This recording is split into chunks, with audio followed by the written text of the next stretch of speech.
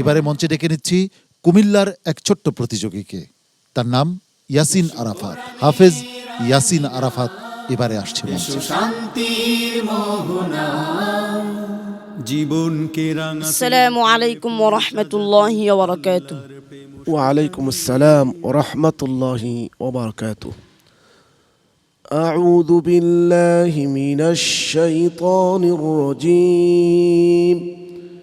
بسم الله الرحمن الرحيم. وإذا تولى سعى في الأرض ليفسد فيها.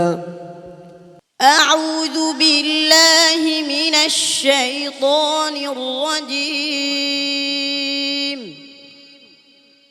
بسم الله الرحمن الرحيم. وإذا تولى سعى في الأرض ليفسد فيها ويهلك الحرث والنسل والله لا يحب الفساد. وإذا قيل له اتق الله أخذته العزة بالإثم فحسبه جهنم ولبئس المهاد. ومن الناس من يشري نفسه ابتغاء مرضات الله والله رؤوف بالعباد. يا أيها الذين آمنوا ادخلوا في السلم كافة ولا تتبعوا خطوات الشيطان إنه لكم عدو مبين. فإن زللتم من بعد ما جاءتكم البينات فاعلموا أن الله عزيز حكيم. هل ينظرون إلا أن يأتيهم الله في ظلل من الغمام والملائكة إلا أن يأتيهم الله في ظلل من الغمام والملائكة